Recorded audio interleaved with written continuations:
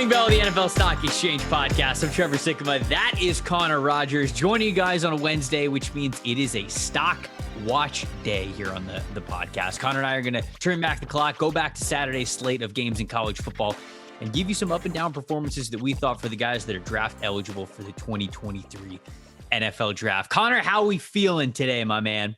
Good, man. Stock Watch show. Always one of the best days of the week, of course. Some are whispering it's the best show of the week, although Fix Your Franchise is giving it a good run for its money. So if you did not listen to Monday's show, it's not, if you're not a Panthers fan, there's more there for you. There is a welcome to what the coaching search is going to look like for teams this year. There's a little bit of a mini mock draft in there.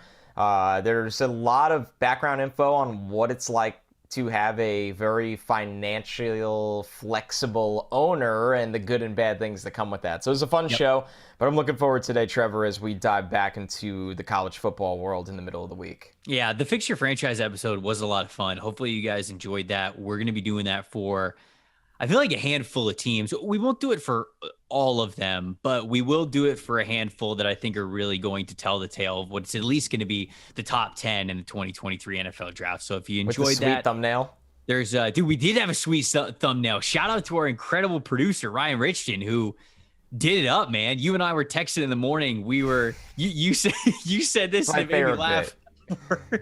We're so close to the YouTube thumbnail of just, you won't believe what the Detroit Lions did. And it's just like people like, the Panthers to do what? It's crazy with flames and that's gonna be the pod. And I promise you guys, I'm not clowning on anybody who does those things. No, it pays the bills for a lot of people. To click. I can't tell you how many videos I've clicked on just because of thumbnails like that. But Connor, obviously, you bringing that up was very funny. Man, we've had a lot of fun bits early on this show. The show's not even a year old, not even close, actually. And it was I had to bring this to the show. The bingo card that is all over the internet. It is truly unbelievable. And I will pull up and mention the person that made it. I feel bad that I don't have it up right now. We will mention his name on the show. Basically, one of the sex addicts made a stock exchange bingo card, and it is so on point, and it has so many niche jokes from the show that it was one of the first things I saw shortly after the Mets lost, and I think it was the only thing for 48 hours that made me smile and laugh. So thank you so much for making that, and if you're ever bored and have an evening where you're listening to the pod and want to have a couple drinks or play bingo or whatever it is the game for you.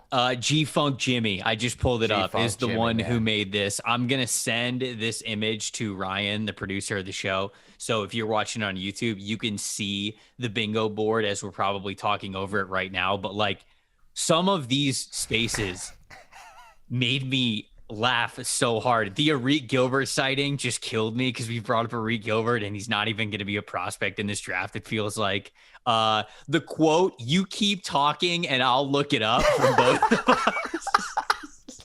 It's so good. It's so on point. It scared me. Somebody said the PFF app comes to Android. That's not going to happen, but it is going to happen, but I don't know how soon it's going to happen. By the way, if you have an Apple device, you can get the very best of PFF.com by going to the Apple Store and looking up PFF Pro Football Focus. You get great fantasy football analysis. You get the betting dashboard. You get all the great articles that you love so much about PFF.com right in the palm of your hand. Thanks for that easy ad read transition there. But I don't know if my favorite one is 8 different things that matter most or just Skyline Chili. Skyline Chili makes its way onto the show like once every 2 weeks at this point. There is so much. Steph Curry can't shoot. Steph Curry can't shoot. Oh, man. It's good. It's really good. The fact free space is in the middle had me in tears, and I don't know why. Just the fact that free space made its way in there. There's is a so space good. that says mock draft rules get established during the podcast. Which doesn't always happen. I hate you guys for being this exposing to our flaws as co-hosts. But at least I know that you guys are paying attention. T gives C first pick in the draft. I mean, it's a guaranteed space. I'm a gentleman. A lot of good stuff. A lot of good stuff in the Big O. So thank you, G-Funk Jimmy. We love stuff that makes this show a community. One of the spaces is obligatory hockey talk. So right before we dive into this, Rangers actually open up the season against the Tampa Bay Lightning, baby. That's happening tonight. So looking That forward is to that. happening. Good scheduling by the NHL. Really good scheduling by the NHL. The Lightning go to the Garden. I was surprised that my boys didn't have to go down to Tampa for this, but man, hockey's back, which is great. Perfect timing as baseball heartbreak starts to set in. Hockey's back. You jump from one thing that'll let you down to another, which is awesome. I am excited. I am really, really excited. You know, it's so funny to me. People always say that people like you probably heard this, Trevor, because you have a dog. Anti-dog people that are very snarky, like whenever you want a dog or you're going to get a dog, they're like, you're just signing up for heartbreak, right? And it's like, do you realize I do that every year with the Mets over and over again? I buy a dog that is the New York Mets every single year, and I get really excited about it in February or March, and then I go to opening day and I get the puppy. And then when September or October rolls around, I deal with the death of an animal every single time. So, well, that was morbid, but I mean, you're also not wrong. You're not wrong about it. To quote Stephen A. Smith, I mean, you didn't have to say it. You didn't have to say it. But you're not wrong there. I'm excited for our teams to kick off the hockey season. Hockey season, off season, is the shortest off season of any Dude, it's sport. insane. I feel like the Rangers Lightning series just ended. And I know, wild. You and I were texting about it, and you were like, "Oh, we should have planned this better, so we could have like met up to go to the game." I wish. Football schedule is wild, and a big reason why it's wild is because we got a podcast to give you guys three times a week, and in this episode, we're obviously talking about some stock up, stock down, or just overall stock market watch when it comes to the 2023 NFL Draft prospects.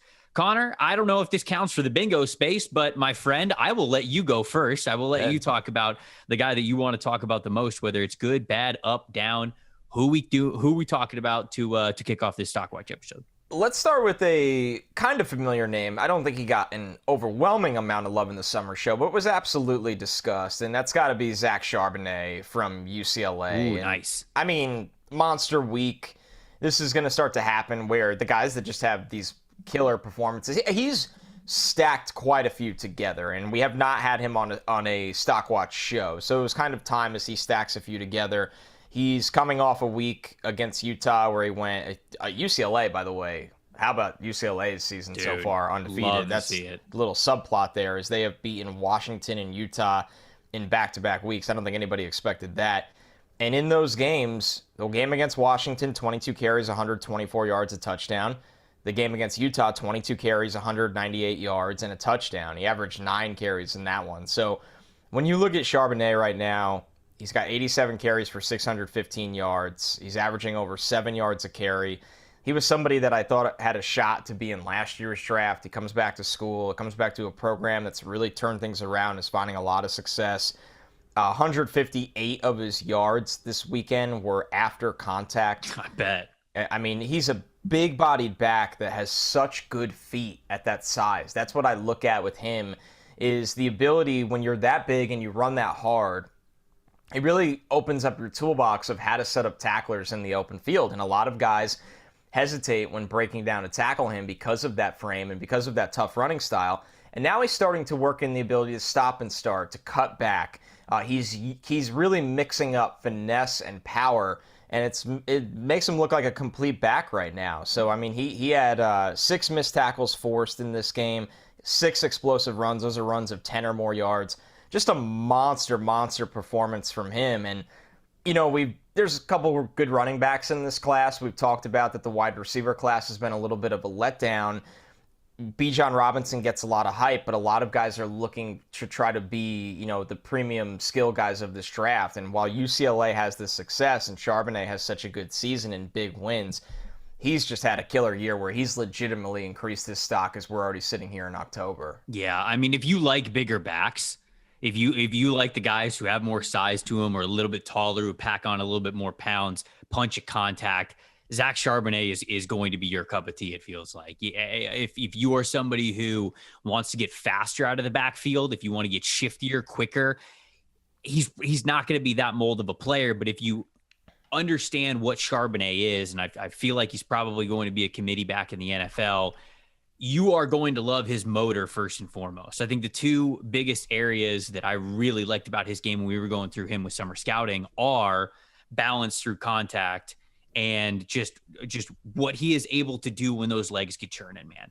Not only does he stay up, he gets yards after contact. He continues to move on. And those two abilities paired together, given his size, I think he's about 6'1", 6'2", 220 pounds. That's a power back, man. That's a power back that you're going to love to have in a system, one that you can lean on in short yardage situations. I think that he's even maybe becoming more of that. He's only got one game this year out of the 5 that they've played that he does not have 100 yards rushing. He is somebody that I think UCLA loves to use in all sorts of situations. I think he's probably more of a committee back in the NFL, but dude, for what he is, he's getting a lot of production for that UCLA team this year. He really is. I mean, he's kind of, a bit of the heart and soul right there. When you can turn around and hand a ball to a guy like that, it's really, really impressive. All right, first guy that I want to bring to the table. This is another player that we talked a lot about during summer scouting. You and I had some back and forths about it because it was the tight end position. I'm bringing up Arik Gilbert's name. I'm not saying Arik Gilbert here for this. Arik Gilbert sighting. You can check off of the space on the bingo board. I'm talking about Michael Mayer, and you and I went back and forth about who tight end 1 was going to be, whether I said it could be Arik Gilbert. You said that it was going to be Michael Mayer. Well, I'm waving the white flag officially on that. You're going to win that little back and forth of who's going to get drafted higher. Michael Mayer had a fantastic day this past Saturday in the Shamrock Series when Notre Dame faced off against BYU. He had 11 catches, 118 yards, 2 touchdowns, but even more than just the stats, Connor, he's just a complete player, man. Yeah, totally. He's not the greatest athlete that you're ever going to see at the tight end position, but he's plenty of an athlete to be successful. He's incredible at contested catch situations. He run blocks his ass off. He's fantastic at so many different routes, feeling where space is going to be, getting open versus zone, getting separation in subtle ways outside of leaning on athleticism to just be the main reason why you get separation. He understands the position so well. He has those instincts and he plays it at a dominant level. You see it week in and week out. He's going to be the first tight end off the board. And look, I'll just be honest. It's not like we are overflowing with guys that we can't wait to put in a first round of a mock draft at this point in time in October. I don't know what this class is going to shape up to be when we get to April. I think it's still going to be plenty good, but I do think that in some classes, Michael Mayer would maybe be a late first round pick. In this class, it feels like it's shaping up for Michael Mayer to be a top 15 pick, maybe something closer to pick 11, 12, who knows, depends where the teams end up falling when the season is over. But the more I watch him, the more it just goes, this guy's so reliable. He's so reliable in whatever you ask him to do from the tight end position. And because of that, the more I watch the rest of this class, the more I think that Michael Mayer is going to find himself right in the smack-down middle of this first round coming up.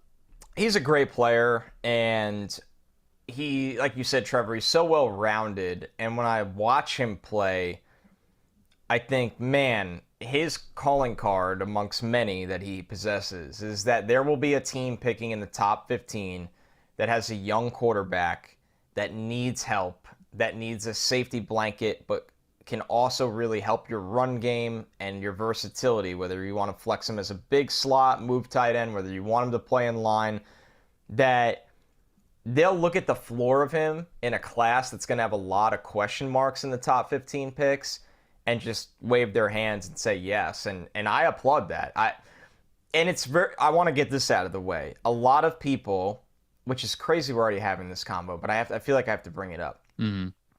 A lot of people are going to say, how early do you draft a tight end? Because Kyle Pitts hasn't been dominating in Atlanta's offense this year. Kyle Pitts was great as a rookie, and I don't really think it's Kyle Pitts' fault, to be honest with you, but that's going to be the common argument. But if you really do need to come up with an answer that specifically supports Mayer, is that he is just so extremely well-rounded at the position. So I love him. He will be a top 15 player for me. I would be very surprised if he's not at the end of the day. I feel so confident in his floor and think that he could easily be a top 5 tight end in the NFL in a couple of years. I mean, I think that when you look at how consistent that he has been, it feels like not that there's potential top end talent with a lot of guys in this class, but even for those players that you would say would be in a first round or a top 50, consistency is not an adjective that I would use to be a theme of this class thus far. A lot of these guys are still figuring it out. And that makes it very easy for a player of Michael Mayer, who is consistently just really damn good, to stand out in a really positive way. So I think that that's why it's definitely helping his stock, even though we're not learning anything necessarily from Michael Mayer. Him continuing to put things on tape and where he's just going about his business, being one of the best tight ends, if not the best tight end of the country. Well, Brock Bowers does exist. I should say draft eligible tight ends in the country. I think that's certainly helping him in the long run for this current draft class. And I think it's hard to be a college tight end and go into the season with big expectations because it's traditionally not a big producing position all the time. Or if you have those expectations, teams will take you away and force the team to go elsewhere. And he's risen above all those things. So I'm with you. It's, probably the last time he'll be on the Stock Up show because he is maxing out. Right. How much further are we going with him? Yeah. It was a good time to revisit, though, because I think he, at a minimum, met not ridiculous, very high expectations coming out of summer. And that in itself is a big-time accomplishment. And no matter what happens at the combine, because maybe he'll be an average tester, it won't move anything for me. So, all right, next one for next? Me here, Trevor. This is a player that, obviously you're going to be familiar with. Jayden Hill, the cornerback from Florida. Yes. Yeah, a big weekend. He had 2 interceptions, 2 really good interceptions, too. It wasn't that he was catching these tip passes or first one he jumped a route. Second one, he just played his man with a lot of physicality and came up with the ball. And he just showed me eyes in off coverage that were very, very impressive. Very impressive eyes off coverage, way to read the quarterback, way to make a play on the football. On top of the 2 interceptions, which jump out in the box score, he was targeted 6 times. He only allowed 3 catches for 25 yards. I think he plays very patient. I was really impressed. This was kind of my introduction to him as a prospect because when you watch a guy have big plays in a game, right, you always ask yourself, okay, is he eligible? And classic with all these different years, on Florida's website, he's a redshirt sophomore, but he's been on the team since 2019. So he's not a true redshirt sophomore, technically. He's been with the program. This is his 4th year with the program now, where if he continues this stretch run and has a big year, maybe he's a guy that opts to declare. A little bit of a slender guy, 6 feet tall, 181 pounds, so definitely a slender guy, but I think he plays a physical brand of football in coverage. I like the energy he plays with, and he just made huge plays for Florida this week. Yeah, I mean, there's not often that I don't have immediate thoughts on a player from Florida, but Hill is somebody who I've been waiting to kind of become this regular starter, and he really hasn't. So I haven't put him under that way. The microscope. He got some decent time as a fill-in corner in that 2019 season. 2020, I think he played sparingly. He had 5 starts in 2020. Yeah, I was gonna say he had to have only had a couple of starts. And then he injured his knee before the 2021 season. So, I think if the COVID year didn't exist, he'd technically be listed as a redshirt junior this year. That's correct. Yeah, because he finished his sophomore season. So, technically, he'd be a redshirt junior. So, I think the redshirt sophomore label, the COVID label, keeps throwing me off with ages and everything like that. But somebody who's been around the game for a while, somebody who's been sporadically a starter, you want them to be able to read the quarterback's eyes and be able to play well in off coverage and just have a good feel for space and when you could break on the ball. So I'm a Gator fan. Obviously I loved seeing it, but I don't have too many scouting thoughts necessarily on Hill myself right now. Cause I gotta certainly watch him as he begins to play more, as he kind of comes back from that injury. So, glad you pointed him out, though. He did a total introduction, for him. Big introduction. Somebody that I will keep an eye on. I've been very honest on the show. I'm looking for risers at corner right now. I'm looking for risers at corner, and when you have that kind of ball production that's legit, it at least gets you under the radar a little bit. Throwing darts to the dartboard, if you will.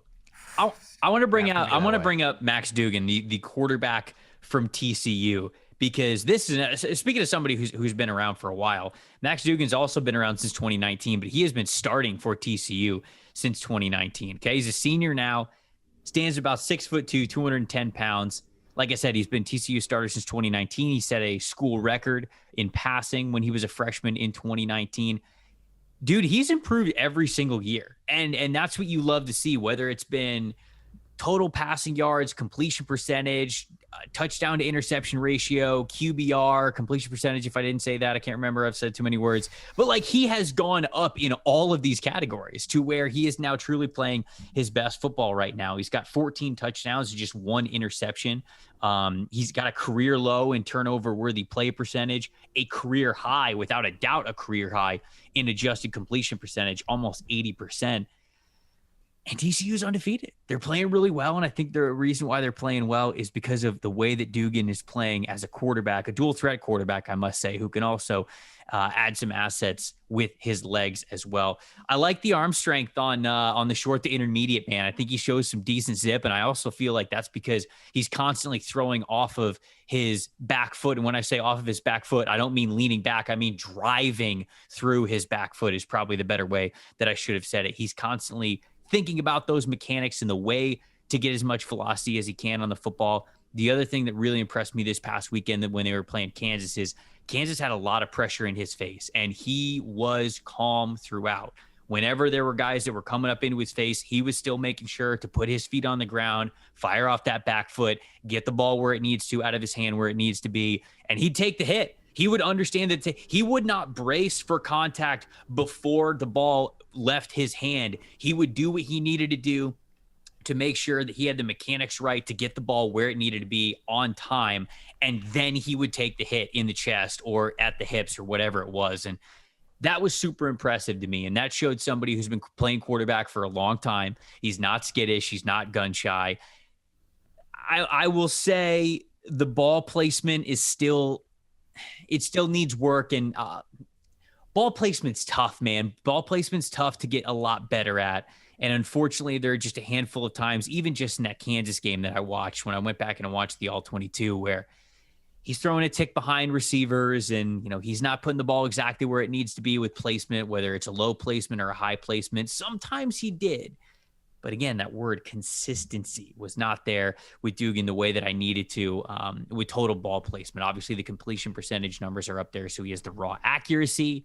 But ball placement's a different story. That's when you really take accuracy to another level when projecting guys to the pros. So I do like the skill set. I think he's a decent athlete, and I think he's got a decent arm. I really do. But that ball placement's still got to get better. He's still got to continue to be a little bit more pinpoint in where that ball is going. But as of right now, he's a fun college quarterback to watch. I'm going to continue to watch him and have fun watching him because TCU is having a hell of a season this season with Keandre Miller, who I talked about last week, and then Quentin Johnston as well, who we love as their wide receiver on the receiving end of a lot of those Duggan passes. So that was my overall thoughts on him. You said it last week, Connor. We love to talk about quarterbacks when we can. So he had a good week. I felt like I would break him down a little bit here for the people. It's a great time to bring him into the equation. And, I was going to piggyback real quickly before I get to my next guy, that Quentin Johnston was he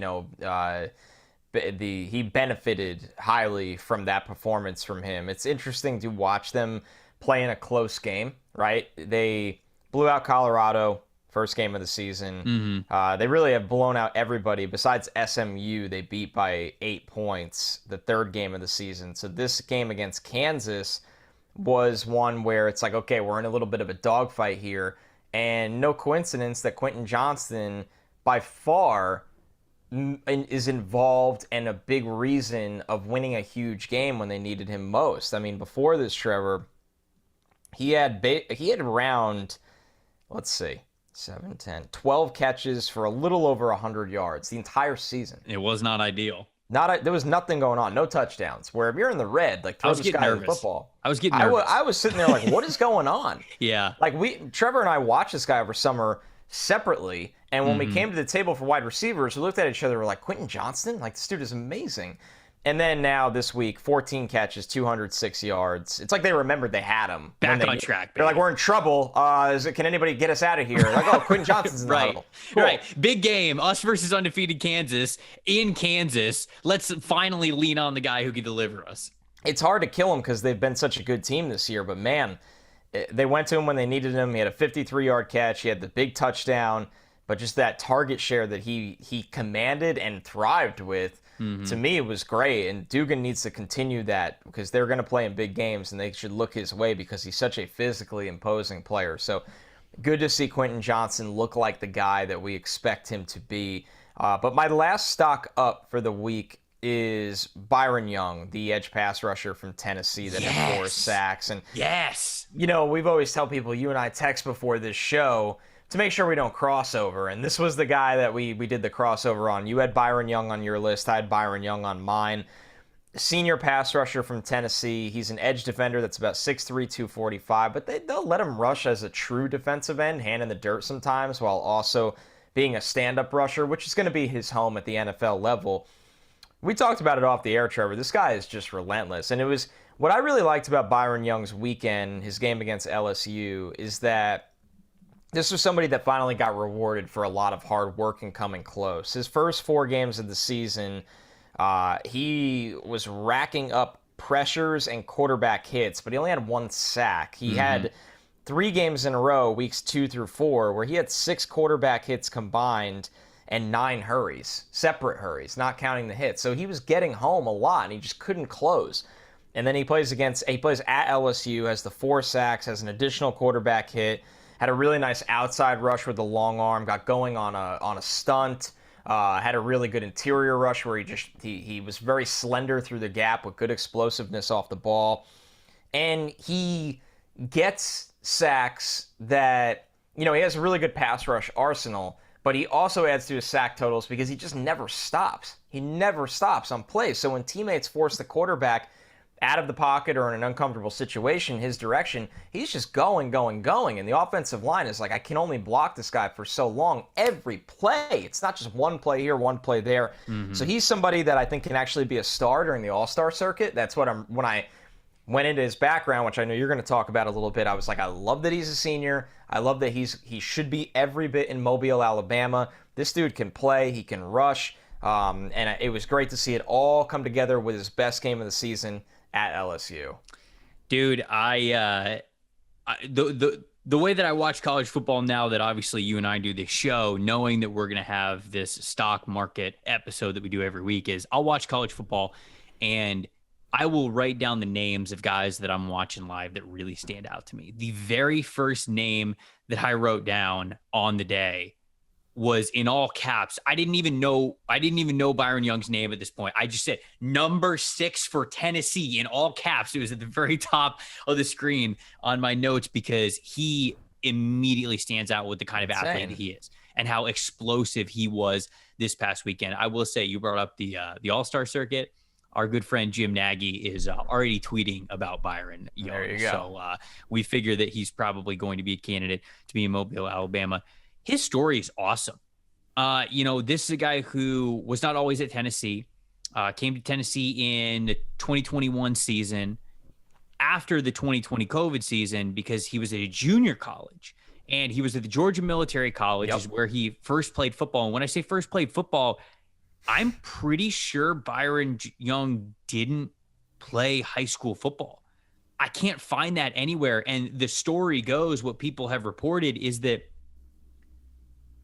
Young was working his part-time job as a manager at Dollar General when he saw a flyer for tryouts at Georgia Military College. It's insane. And he's like, all right, always wanted to play football. So I think that the way that I just read the story and a couple versions of it coming into this podcast is that he literally just went to this open tryout and he played for them for, I think, 2 seasons, became the number 1 weak side edge rusher in the JUCO transfer portal that year. But COVID really messed that up. The COVID abbreviated season made it so they didn't have a college football season that year in 2020. He only got 1 Power 5 offer, and that was Tennessee. He took with it and he ran with it. Last year, he played kind of sparingly. Now he's a full-time starter. And let me tell you, he has gifts.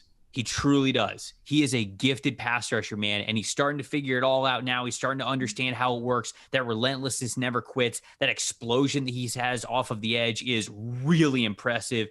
And I am not afraid to say that this dude could threaten to be a first-round prospect. He really could not. The natural ability that this guy has, to me, was so impressive. So I cannot wait to watch him throughout the rest of the year. He stood out to me immediately in a way that we just kind of talked about it. Not a lot of prospects are totally standing out yet this far into the season. And Byron Young was one of those that absolutely did right off the bat. And I think that carries a lot of weight when you're weighing it against your potential classmates for a draft class. I was super impressed with the man, so impressed with his story, his perseverance, where he has come from, how he has worked to get to this point, and the success that he's now having this season for Tennessee. It's an awesome story, and somebody that, like you said, is doing his part on the field. I mean, when I watched him, I always say this when we do these shows, and I'm very honest about it. When you're going through film, especially this time of year, maybe more so in the winter. This time of year, there's so much going on. And here's a bingo checkpoint. Connor and Trevor talk about their other gigs, but you guys know how much we both do. That when you take a little break for the day that you're going to do college before, November, December, whenever we transition fully into draft, where you're just always watching college prospects every day, every hour. Sometimes it can be, you're going through a checklist, or when a guy gets you revved up where you're like, this dude can play, this dude's exciting, how have I not seen him? What am I missing? What more film is there on him? And that's how it kind of felt with Byron Young, who, like you said, the story's fascinating. He's going to be 25 on draft night, I believe. Is. Yep, yeah. He is. And you know what? He is. Everybody's got a different road. And I'll say this about pass rushers. Notoriously, pass rushers really don't find their way to being super productive in the NFL till 25 or 26 anyway. Well, yeah, go ahead. I didn't want to. No, I just think people are. Whenever we talk about a prospect, like, I feel like the bounce back is always, well, he's old, and like, it's in the equation. I get it, but I just think everybody's road is different. And this dude, like Trevor said, was an assistant manager at a Dollar General and just picked up football. And that's a better reason than a lot of other reasons. A guy got, has a horrible injury history, or just wasn't good for 5 years, or things like that's a different road, where when you factor in the age, you're like, okay, that's a unique road, and it's fine. You said he was an assistant manager. I think he was just a manager. I got to give him his props. Can't say assistant manager, Connor. I got to correct you. Tennessee football page. Served as an assistant manager at Dollar General. Okay, all right. For approximately 18 months. Assistant to the Dollar General manager. No, okay. So obviously, semantics. I was just giving you crap there. But look, this is a great way to bring up another example about age. We talked about age on this podcast. It was last week, the week before, whatever, because somebody had asked us, hey, why does age matter? Why do you guys keep bringing up age? Well, you want guys to be able to stand out at a younger level, because that shows you how different they are amongst their peers. That is often a telltale sign. When you can get on the field, when you can produce at a younger age, when you can best players who are a little bit older than you, when you thrive as a freshman and a sophomore against upperclassmen, juniors, seniors, redshirt seniors, that just shows how ahead of the curve you are, likely because of your natural God-given talent. And those are the things that you want to go out and find. Those are the things that you're trying to look for in scouting. Byron Young is different, though, right? You because saying that Byron Young is 25 isn't the same as saying somebody who got into college football when they were 17 or 18 and is still trying to figure it out when they're 25. Byron Young was not playing football 4 years ago. He then picked it up, it felt like, for the first time at a junior college level. He is only 2 years into playing in the SEC, and in his second year, he is standing out already. So the number of age itself, and I think that this is where people kind of get lost with the age metric and why we bring up age all the time. The age itself does not matter. It's not like you are washed as an athlete when you turn 24 or 25. That's not what we're saying.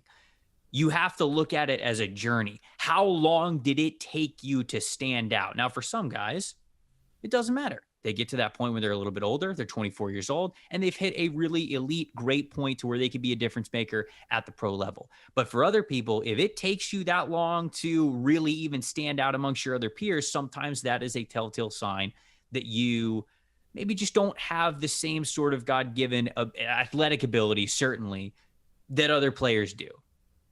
Byron Young is not that kind of a story. So think about Byron Young's timeline differently. Don't just go, oh, he's 25. You got to think about his story, where he's coming from. This is only his second year playing full-time in the SEC. So I think that's what you really have to think about that matters most. So Trevor, you got more? You got one more? I do. I have one more. But before we get to that, got to ask the people this question. What if you could have invested in Tom Brady stock as a rookie? Your investment would be worth over 4,000% today. Now it's not even a what if, but more of a who's next, thanks to our friends at Mojo. Mojo is the all-new sports stock market that lets you invest in your favorite athletes and put cash on your passion. Sign up right now on the Apple Store. Get your first stock for free, worth up to $10,000. Over 300 NFL players are listed on Mojo, so you can invest in rookies like Breece Hall, rising stars like Elijah Moore, comeback candidates like Saquon Barkley, superstars like Patrick Mahomes if you think the ceiling's even higher. Go long and make money when an underrated diamond in the rough breaks out, or short an overrated rival, because you can short stock, guys, and make some money as they flop. You can make money on that too. Prices move with every play, every game, every headline, and you can buy and sell instantly anytime all year long, so the action never stops. Mojo is live in New Jersey right now, so download the Mojo app on the Apple App Store today and start turning playmakers into money makers. Must be 21 or older to use Mojo, and located in New Jersey to make some trades. Have a gambling problem? Help is available at 1-800-GAMBLER. Visit mojo.com for more info. Connor, you got to get in on it. That's all I'm saying. New Jersey man. You're the resident. What's it called? It's just the symbol. Yeah, I know. I gotta. Jets won again, dude. Yeah, they did. I can't believe you're still on the show. I thought you would have just got a retirement home in Florida. Our symbol ad read is actually tomorrow, but I'm looking at it. I totally screwed that up. I'm giving look. They sponsor the pod. We love them. I'm giving them a little bit extra here. The Jets did win. My Jets stock is through the roof, baby. I'm retiring early. I am. I mean, these payouts are just hitting different.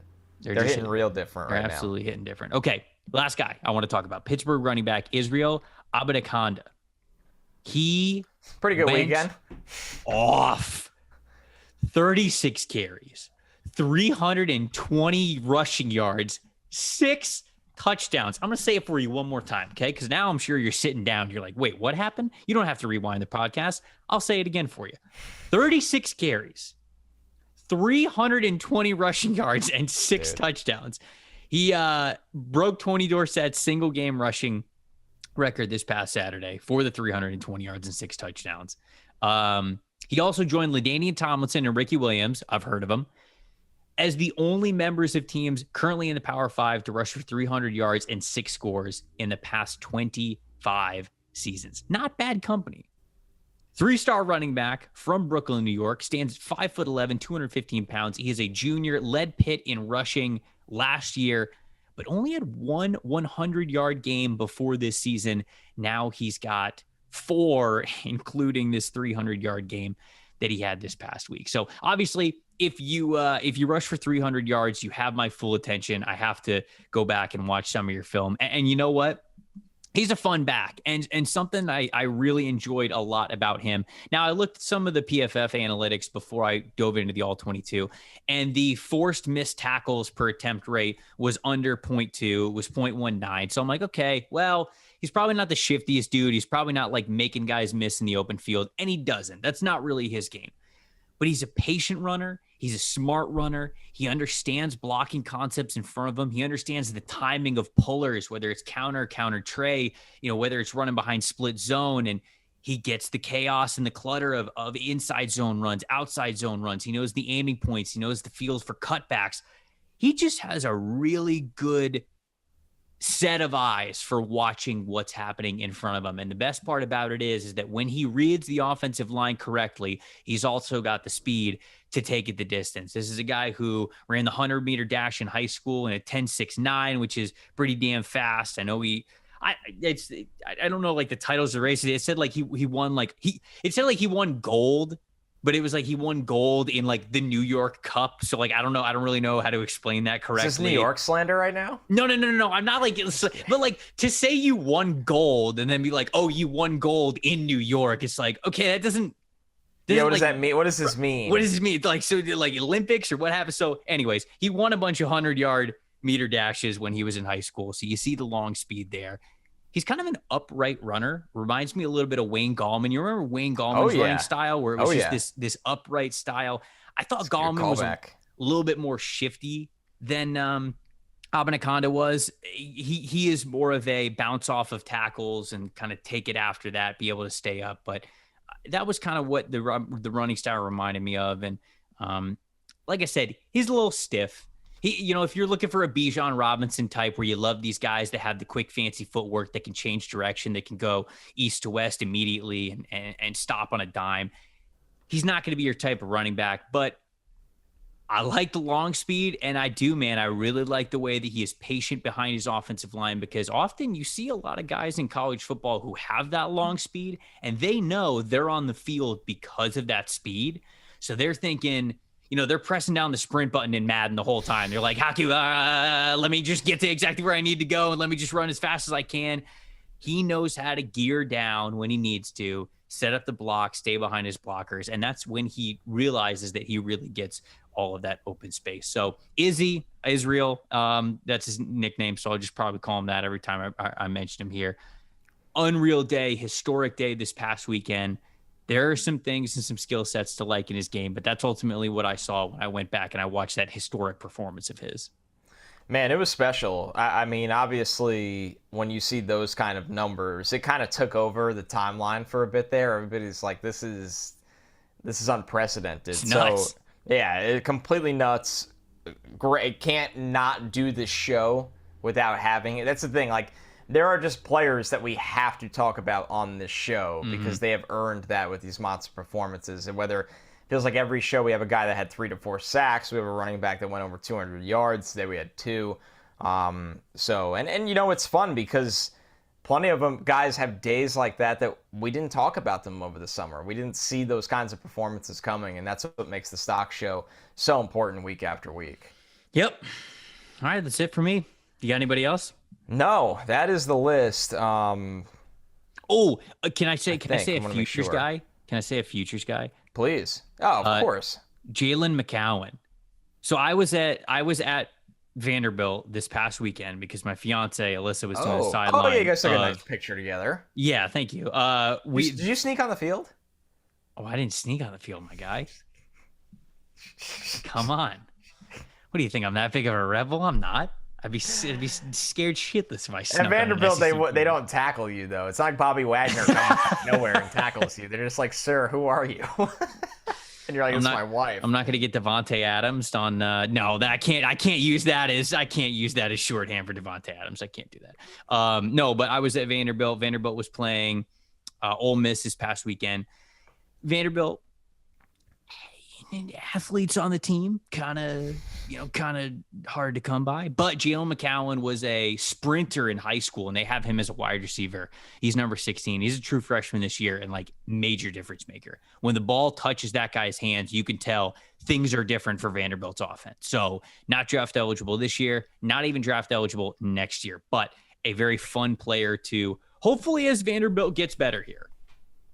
Yeah. Jayden McGowan gets to be on ESPN a little bit more. The highlights get to be shown on the timeline a little bit more because I really do think that he has potential next level athleticism and ability. So I wanted to shout him out too because that was great to get to see him in person.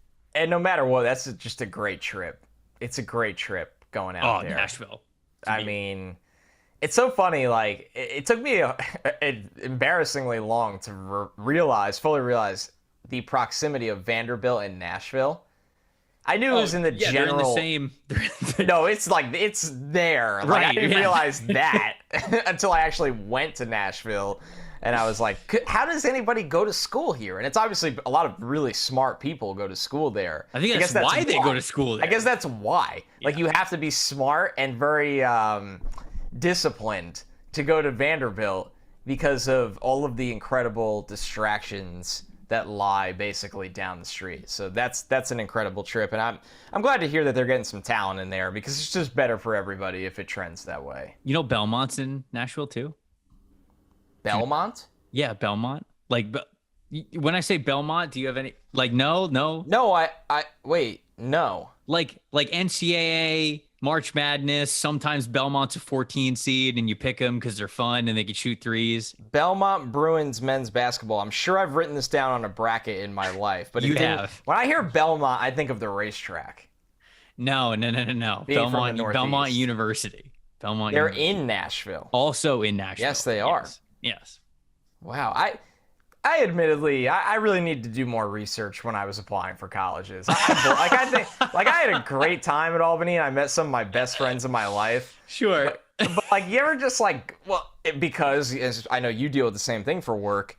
The more I started to travel, especially when I did 2 years of traveling for college football every other week at a minimum, you go places and you're just like, what is this? Right. Like, this isn't. Right. I lived in the ghetto when I went Right. to college. Why and I didn't went to anybody state tell school. me about this? Yeah, nobody told me about this. You know how many experiences or moments I had like that? I'm like I remember went to Stanford. I'm like, it's one of the most beautiful places I've been. Like, this is unbelievable. You go to Wisconsin, you're like, this is not real life. LSU, apparently Belmont is in Nashville. Belmont.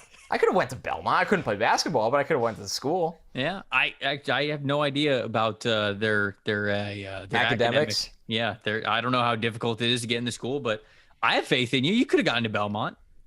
Yeah, we should do a bit where I just go back to school, like I just try different schools each Forget semester. the bit, just do it. Well, yeah, I know. I'm still gonna have to do the show because I'm gonna need some kind of money to be able to pull this off. That's true.